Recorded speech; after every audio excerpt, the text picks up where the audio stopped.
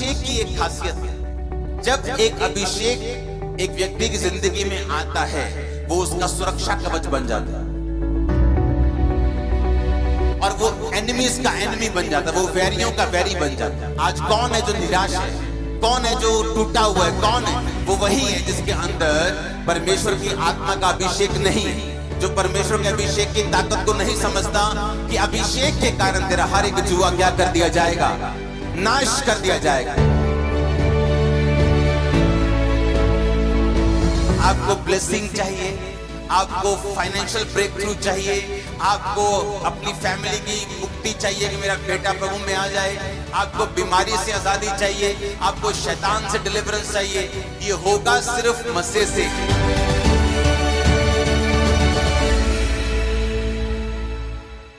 Bible कहती जब पवित्र आत्मा दानियेल के अंदर था तो परमेश्वर ने उसको आने वाला समय बताया कि नहीं। और जब वही पवित्र आत्मा यूसुफ के अंदर था तो उसने राजा को बताया कि इतने साल अकाल पड़ेगा, इतने साल बहुतायत के होंगे, इतने साल तुम्हें जमा करना पड़ेगा, इतने साल तुम्हें फिर खर्चना पड़ेगा। और बाइबल कहती पवित्र आत्मा ने उस पर यह जाहिर किया था। आमीन। अपने हाथों को उठाओ, बोलेंगे परमेश्वर को आप लोग कि परमेश्वर तेरा पवित्र आत्मा मुझ पर अपने गहरे भेदों को जाहिर करे।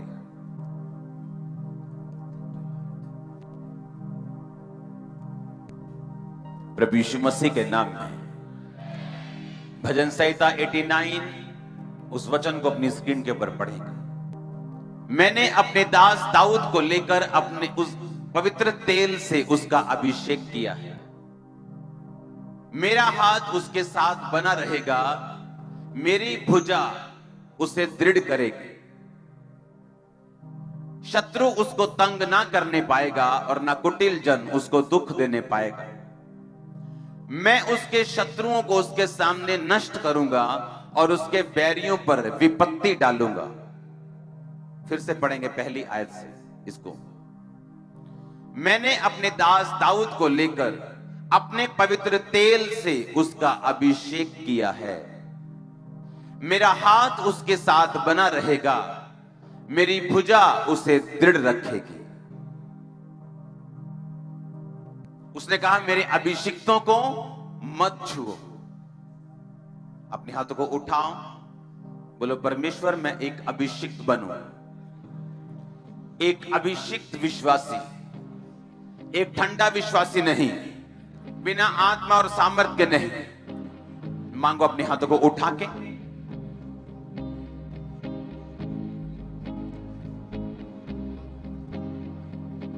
मैं एक अभिषिक्त विश्वासी बनूं, ये आपकी प्रार्थना होगी।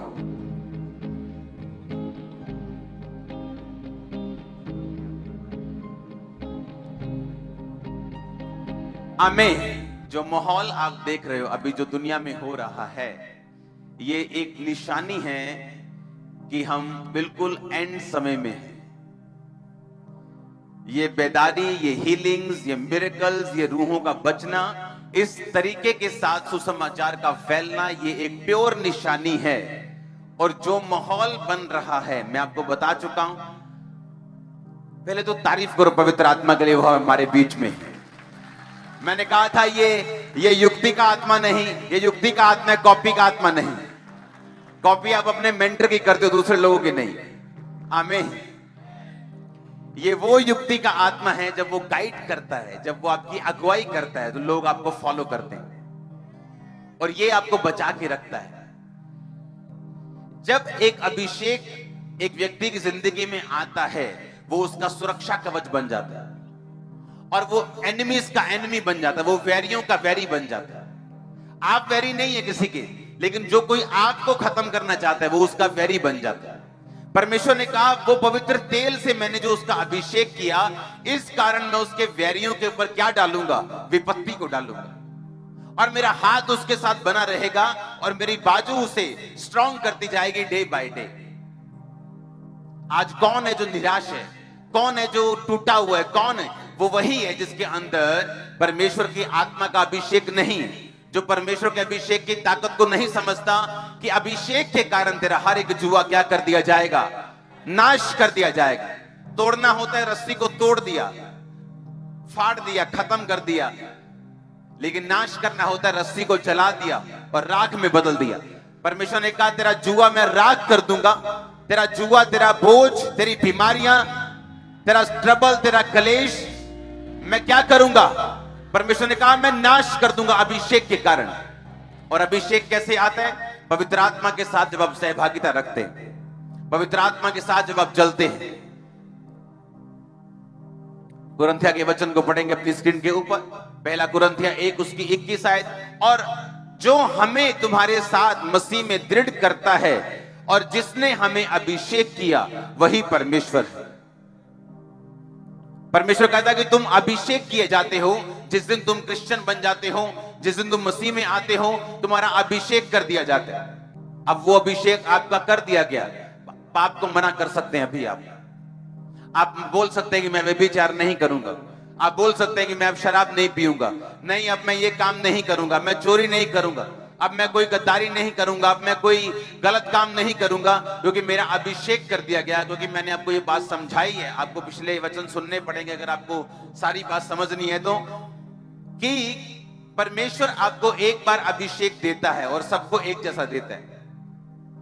लेकिन किसी का अभिषेक बढ़ जाता है, किसी का थोड़ा रहता है, किसी का ज्यादा हो जाता है, किसी का बहुत ज्यादा होता है। इसका रीजन ये है कि उस अभिषेक के साथ अगर आप फेथफुल हैं, अगर उस अभिषेक को आपने बढ़ाया है, पवित्र आत्मा के जरिए आपने उस अभिषेक की रक्षा भी की है, आप पाप में नहीं गिरे, आपने अभिषेक को बेचा नहीं है, आपने अभिषेक के साथ वफादारी निभाई है, तो परमेश्वर कहता है मैं तुझे अगला अभिषेक दूंगा। जिस तरह दाऊद को परमेश्वर ने अभिषेक किया पहली बार, दूसरी बार किया राजा होने के लिए यहूदा के गोत्र के ऊपर, और तीसरी बार किया इजराइल का राजा होने के लिए 12 गोत्रों के ऊपर।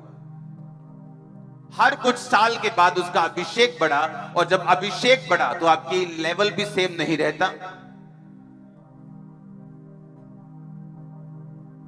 एक सरकार में अगर 3 वैकेंसीज हैं, एक बीए वाले के लिए, एक एमए वाले के लिए, एक पीएचडी वाले के लिए। एक व्यक्ति ने बीए कर ली मेहनत करके, उसे वो सीट मिल गई। अब उसे मालूम है मैं इसका भी सीनियर बन सकता हूं, इससे भी ऊपर जा सकता हूं, लेकिन मुझे एमए करनी पड़ेगी।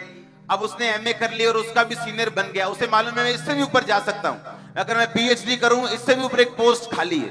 उसी तरह आत्मिक लाइफ है,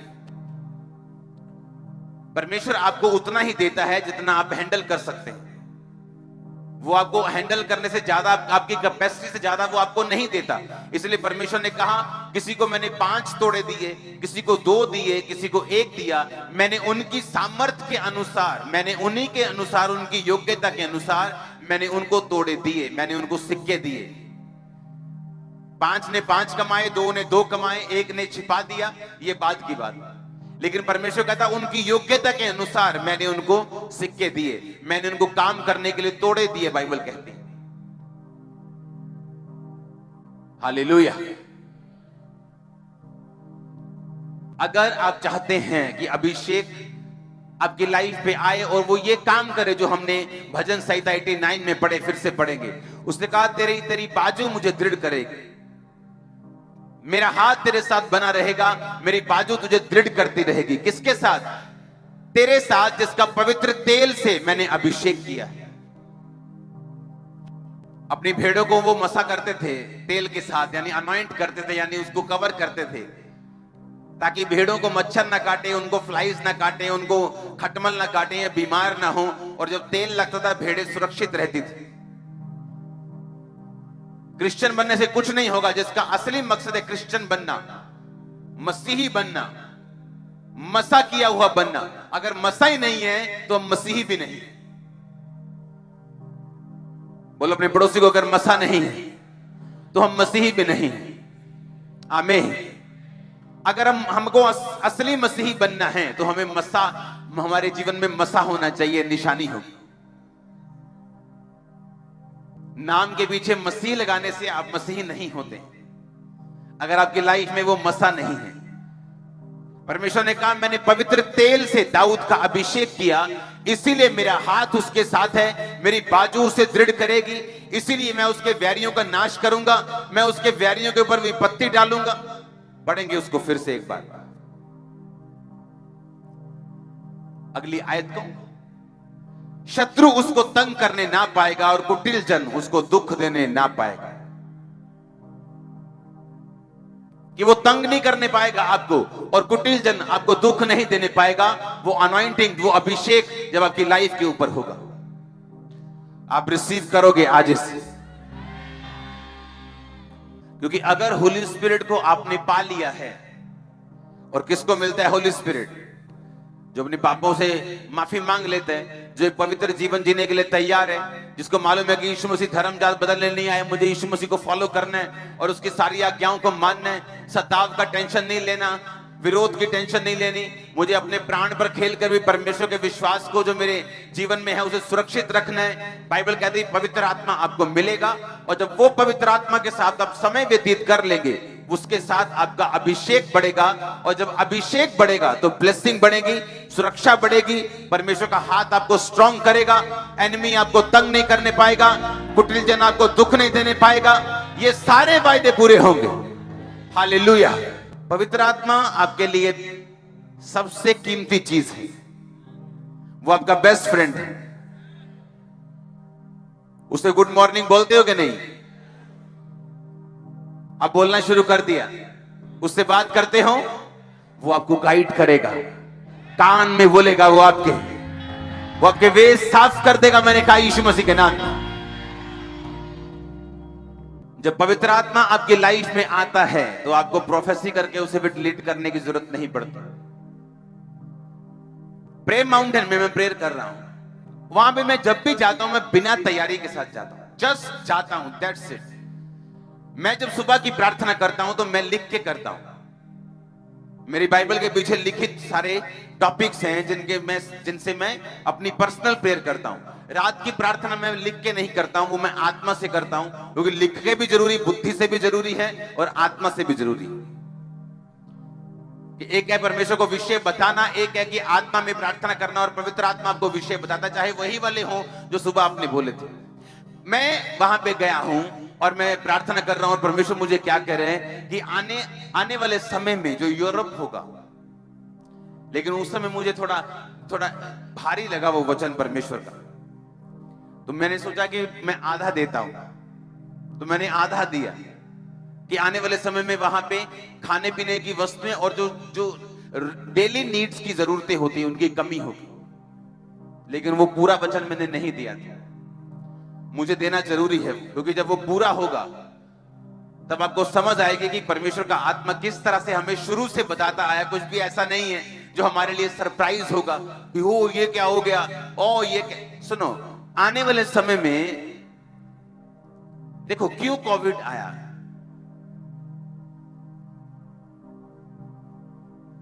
क्यों परमेश्वर ने अलाउ किया कि कोविड हिट करे नेशंस को? जो सुपर पावर्स थी वो घुटनों पे आ गई।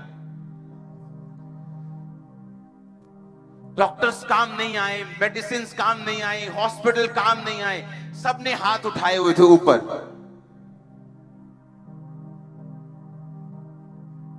परमेश्वर कहता अगर तुम हम्बल नहीं होवोगे तो मैं तुम्हें फोर्स से करूंगा।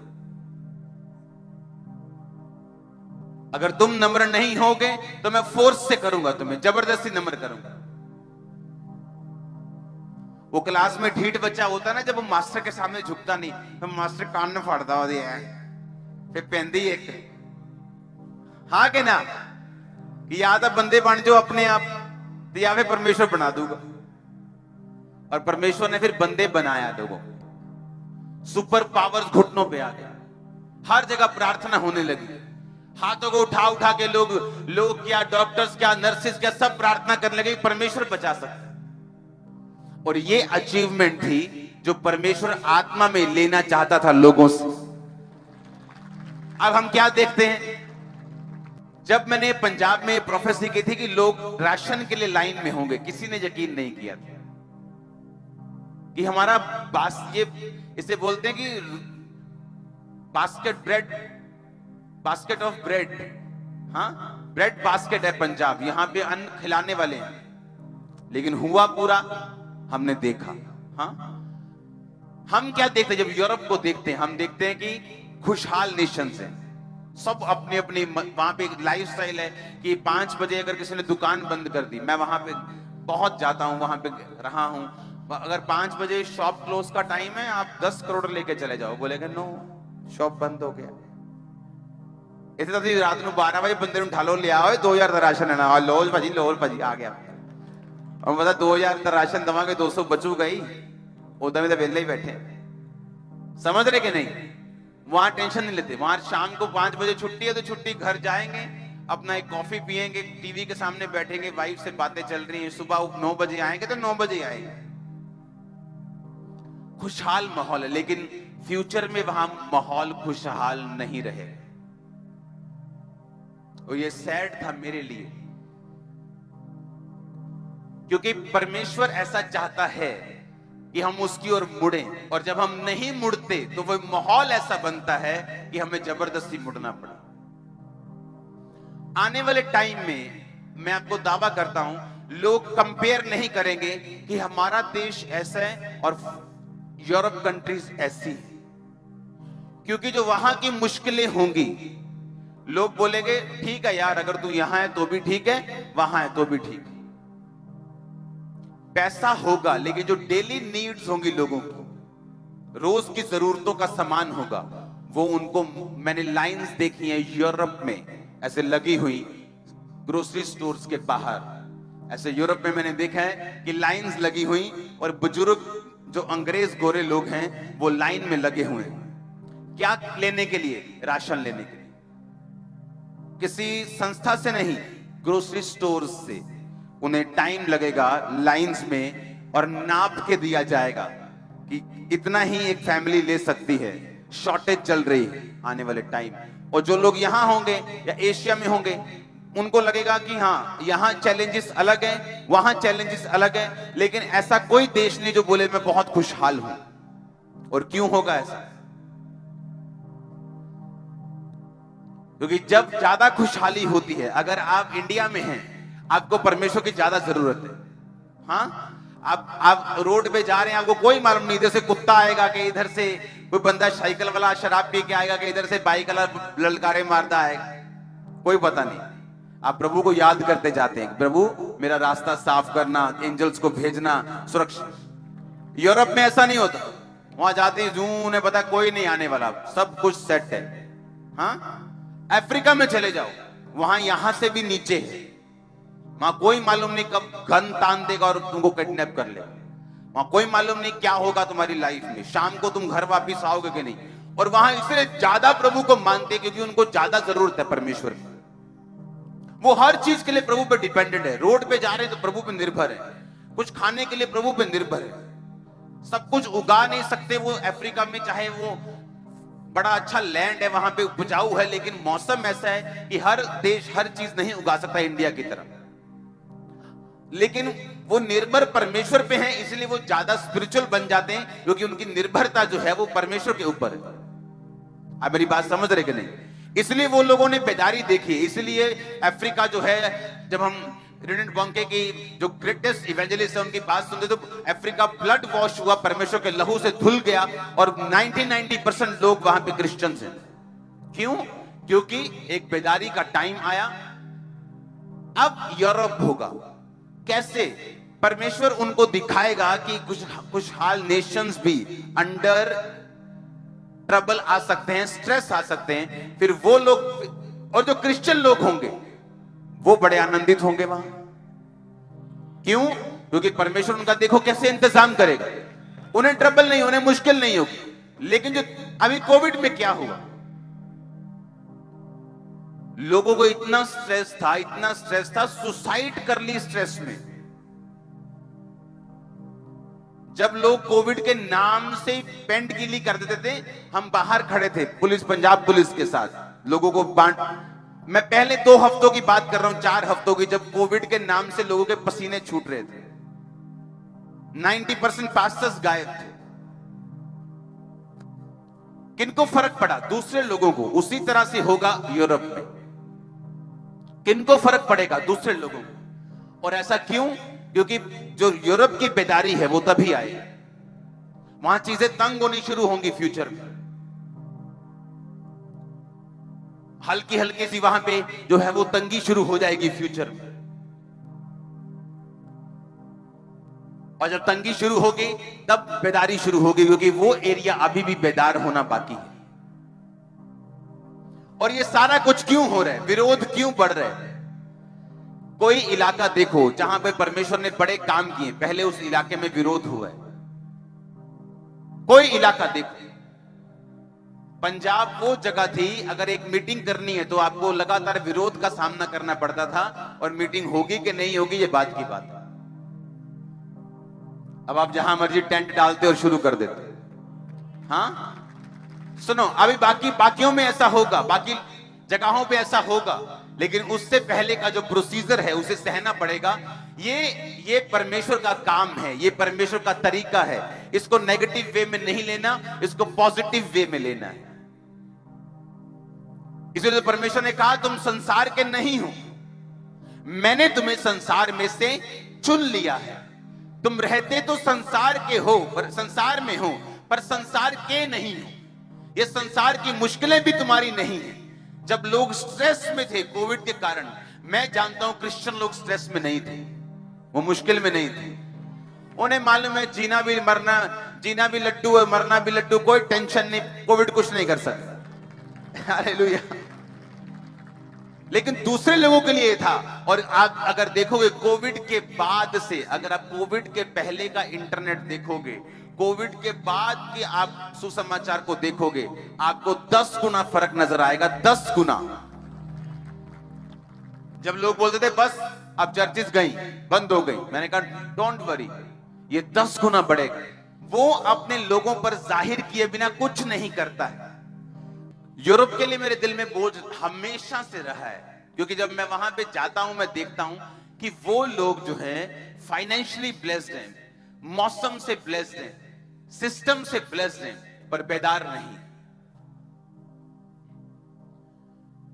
वहां पे जब मेरी प्रचारकों से बात होती तो ऐसे लोग भी हैं, वहां पे अगर लंगड़ा भी चल जाए तो अंग्रेज ऐसे ही बैठा रहता है। मतलब उनको हिलाना बड़ा मुश्किल काम है। मतलब अगर किसी अंग्रेज ने ताली बजा दी ना, वाह, तो समझ लो कि मुर्दा जिंदा हो गया, ऐसा मिरेकल हुआ है। अगर ताली बजा दी तो ऐसा लगता है कि बहुत बड़ा काम हुआ कि अंग्रेज से ताली बजी। ये नहीं कि बिलीवर नहीं, बिलीवर हैं लेकिन ठंडे, बिल्कुल ठंडे। परमेश्वर का उनको कोई सब कुछ उनके ऊपर सारा सिस्टम का कब्जा है। जर्मनी में हॉल में मीटिंग में कर रहा था और वहां पे जितनी कैपेसिटी थी उससे एक बंदा भी एक्स्ट्रा अंदर नहीं बिठाते थे। एक पर्सन एक्स्ट्रा नहीं आता था। कहते थे रूल है जितने अंदर बंदे असाइंड हैं उतने ही आएंगे। मैं कहा इन्होंने खामरे मरवाओ गेड़ा एक, पता लगे। हालेलुया। लेकिन इसीलिए आप सुनो, इसीलिए परमेश्वर काम दूसरा करेगा, इसलिए वो कान पकड़ेगा और ऐसा होगा। प्रेयर्स इस चीज को कैंसल नहीं कर सकते। प्रेयर्स इस प्रोफेटिक वर्ड को कैंसल नहीं कर सकते। लोग क्या बोलते हैं कि हाँ मैंने प्रेयर की थी कि पहले मैंने कहा था ये जीतेगा, मैंने प्रेयर की थी ये जीत गया।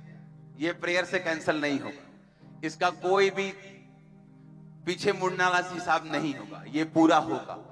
प्रेयर्स आपको बचाती है, प्रेयर्स क्रिश्चियन लोगों को बचाएंगी, प्रेयर्स वहां पे मलहम लगाएंगी, प्रेयर्स उनको सुरक्षित रखेंगी। लेकिन ये घटना पूरी होने से कभी नहीं रुकेगी। और रीजन क्या? कि परमेश्वर अब बेदारी को अचीव करना चाहता है। लास्ट टाइम के लास्ट घंटे आ चुके हैं। अब लास्ट टाइम में शैतान भी एक्टिव है, परमेश्वर का आत्मा भी आप देख रहे किस तरह से काम कर रहा है, किस तरह वो यूथ को चुन रहा है, किस तरह वो मसा दे रहा है, किस तरह वो अनॉइंटिंग दे रहा है, काम कर रहा है। ऐसा पहले कभी नहीं था, पहले कभी नहीं था। और इसका रीजन है परमेश्वर, सुनो, इसीलिए परमेश्वर आज लोगों को फाइनेंशियली ब्लेस कर रहे हैं। पता नहीं चर्च के कितने वॉलंटियर्स इस समय यूएसए में है, कनाडा में। ऐसा क्यों? परमेश्वर अब वो काम कर रहा है जिससे फाइनेंशियली सपोर्टर्स उठे, वो काम कर रहा है कि यूथ मसा हो, वो अपने एरिया में काम करें। अधिक से अधिक परमेश्वर का आत्मा आपको छू रहे, मिरेकल्स को आप देख रहे किस लेवल पे जा चुके हैं। ऐसा क्यों? परमेश्वर को कुछ भी प्रूफ करने की जरूरत थोड़ी है कि वो परमेश्वर है, लेकिन एंड टाइम है और परमेश्वर नहीं चाहता कि इस बेदारी से कोई बचे। आमीन। परमेश्वर ने, यीशु मसीह ने कहा कि फसलें पक चुकी हैं, बस काटने वालों की जरूरत है। अब काटने वाले भी बढ़ रहे हैं, फसलें भी आप देख रहे हो धड़ाधड़ कट रही। पहले ऐसा थोड़ी होता था, पहले ऐसा नहीं होता था। और कोई विरोध परमेश्वर के काम को रोक नहीं पाता। विरोध यह निशानी होती कि शैतान घबराया हुआ है और इस पे कब्जा होने वाला है। हालेलुया। जब अनॉइंटिंग आपकी लाइफ में आती तभी डिफरेंस पैदा होता है। अब मान लो परमेश्वर की ये इच्छा है कि मैंने एक व्यक्ति को ब्लेस करना है। मान लो परमेश्वर कहता है कि मैं इस एरिया को बचाऊंगा, उसके लिए परमेश्वर को एक ऐसा जन चाहिए जिसको परमेश्वर इस्तेमाल कर सके। अब परमेश्वर का हिसाब ये है, ये साउंड वाली होते हैं जो इनके साथ मेरी एक मीटिंग थी।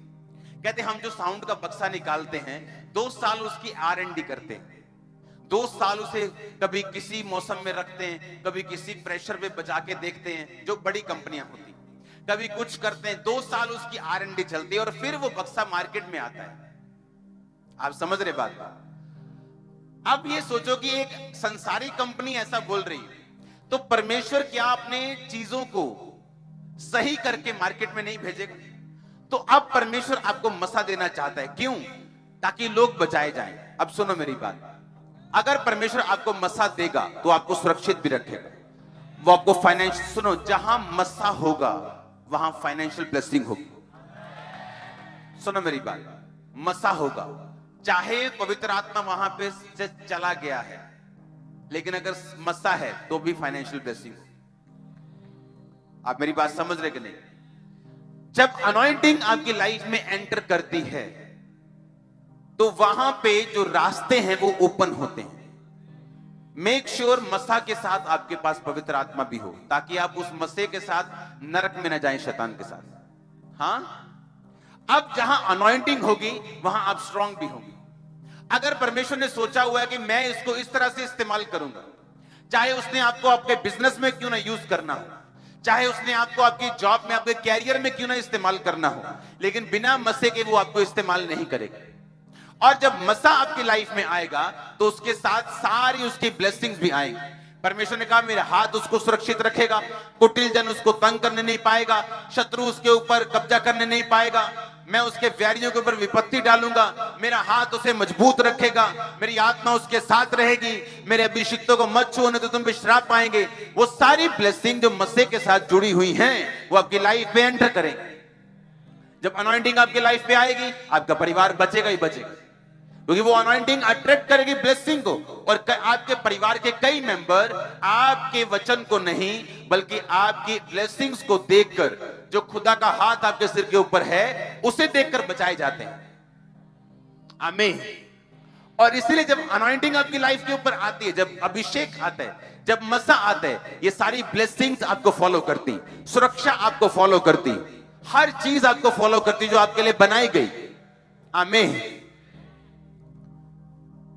यीशु मसीह, क्राइस्ट मतलब मसा किया हुआ।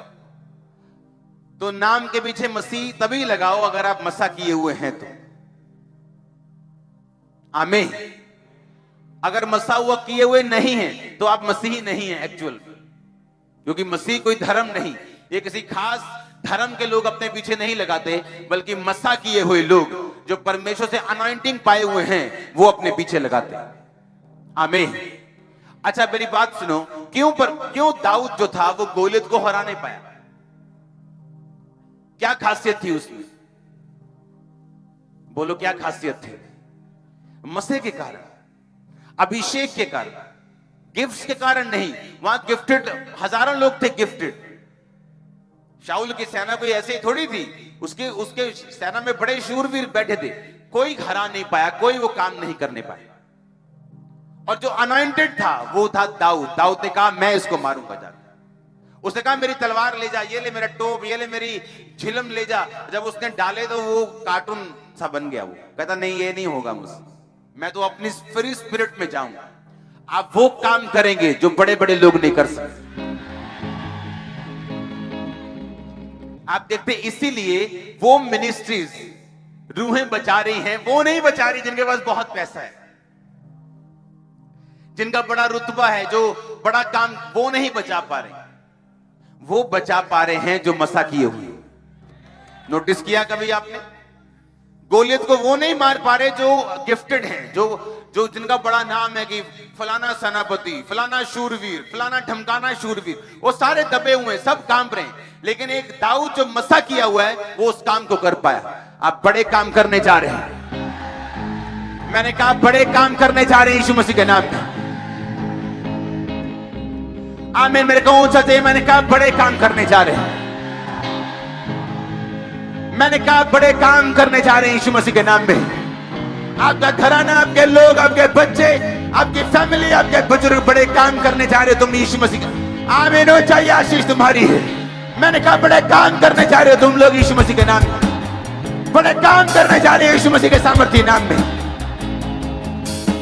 हालेलुया। ऊंची आवाज में हालेलुया। आमीन। सुनो मेरी बात, अभिषेक के कारण तेरा हर जुआ नाश कर दिया जाए। क्यों शैतान आपके पीछे पड़ा रहता है कि आप पाप करें, ताकि आपका अभिषेक करप्ट कर दिया जाए।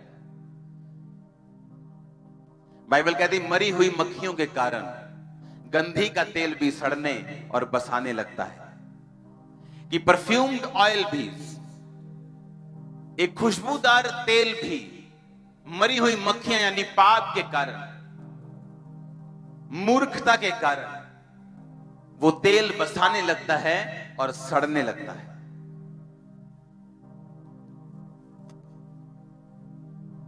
अगर मोटरसाइकिल की सर्विस नहीं कराओगे, जो 1 महीना पहले उसने ऑयल डाला था, इंजन ऑयल, वो सड़ चुका होगा, और जब सड़ जाएगा और सर्विस नहीं होगी, एक दिन इंजन भी सड़ जाएगा और ऑयल को रिन्यू करना पड़ता है।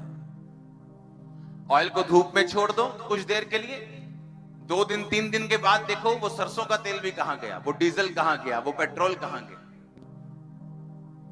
और ऑयल को बदलना पड़ता है, ऑयल को रिन्यू करना पड़ता है, रीफिल करना पड़ता है। जैसे हम रोज परमेश्वर की उपस्थिति में जाते हैं, उसे रीफिल करते हैं।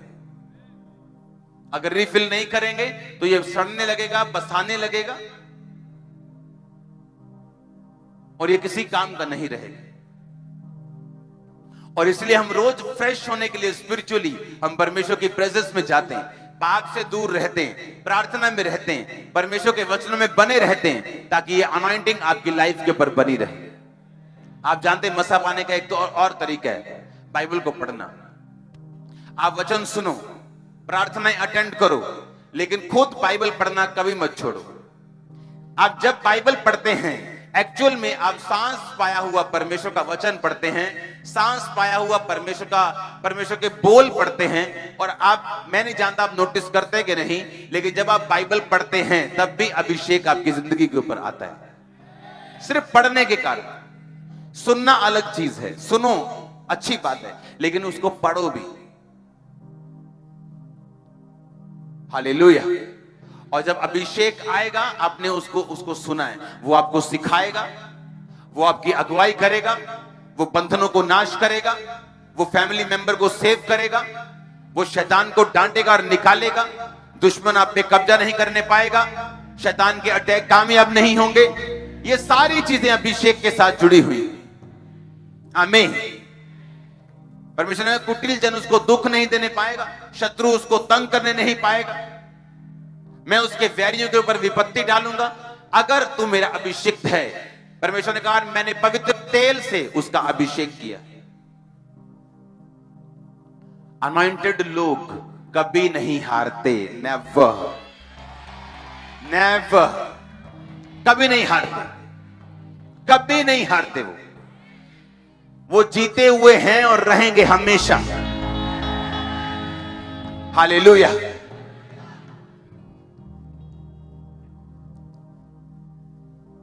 आप गवाह होंगे। एक एक चीज जो मैंने बोली, जब आने वाले टाइम में ऐसा ही हो रहा है और ऐसा ही होगा, आप गवाह होंगे। आपको मालूम होगा कि मैंने ये सुना है, हमें बोला गया था कि चाहे युद्ध रुक जाए, अगर एक मर्सिडीज एक एल्टो से युद्ध करेगी, कौन जीतेगा? मर्सिडीज। पर आपको मालूम, जब दोनों की रिपेयर होगी तो खर्चा किसका होगा? मर्सिडीज का। जितने की एल्टो पूरी है उतने की मर्सिडीज की लाइटें आती हैं अगली। तो मत सोचो कि फलाने देश ने युद्ध जीत लिया तो बहुत बड़ी बात है, उसको इतना ज्यादा पे करना पड़ेगा उस चीज के।